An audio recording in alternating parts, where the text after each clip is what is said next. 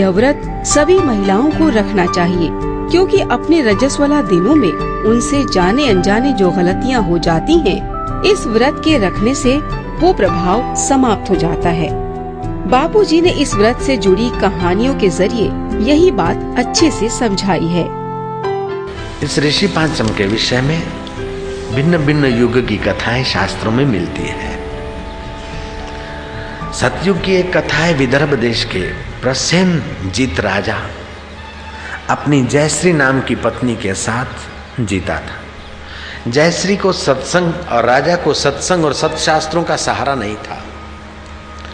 जयश्री रजस्वला होने पर भी रसोई घर में जाती, रसोई बनाती, पति को खिलाती, और उसका पति भी रजस्वला जयश्री से परहेज नहीं करता था। रजस्वला स्त्री के साथ बैठने उठने से पुरुष की मति का जो सूक्ष्म विकास होना चाहिए वो स्थगित हो जाता है। समय पाकर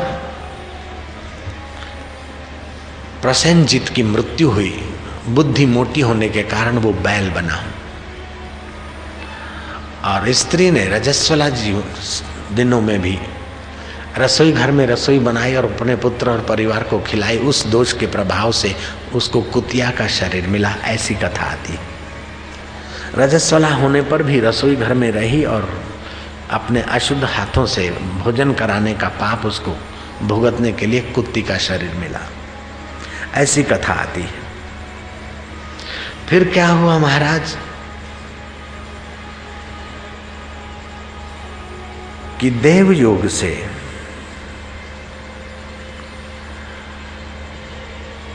वो अपने पुत्र के यहाँ ही आकर रहे थे, और पुत्र पशुओं की भाषा जानता था, और देव योग से वो पूर्व जीवन उनका जान लिया। अब इस माता पिता के पूर्व जीवन के दोष को निवृत्त करने के लिए शास्त्रकार और संतों की शरण ली, और संतों ने बताया कि ऋषि पांचम का विधिवत व्रत करने से उनका ये दोष निवृत्त होगा और सद्गति हो जाएगी। दूसरी भी कथा आती है और युगों की, कि उत्तंक नाम के ब्राह्मण थे, उनको एक पुत्र था और दूसरी पुत्री थी।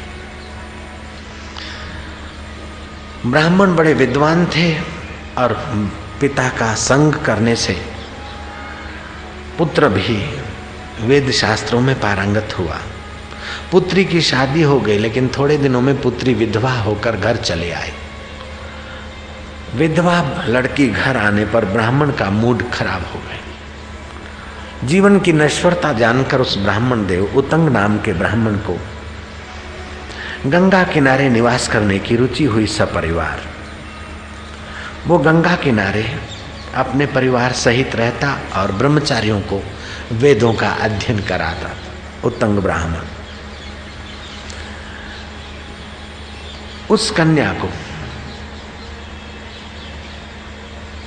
कोई रोग हुआ और शरीर में कीड़े पड़े। विधवा कन्या वैसे ही दुखी थी और रुग्ण हुई और कीड़े पड़े।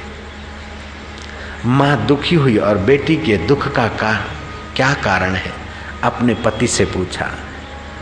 उत्तंग ब्राह्मण ने ध्यान लगाकर अपनी कन्या का पूर्व जीवन देखा। उत्तंग ऋषि ने कहा कि रजस्वला का पहला दिन स्त्री का होता है, वो चांडाली जैसे व्यवस होते हैं उसमें। दूसरा दिन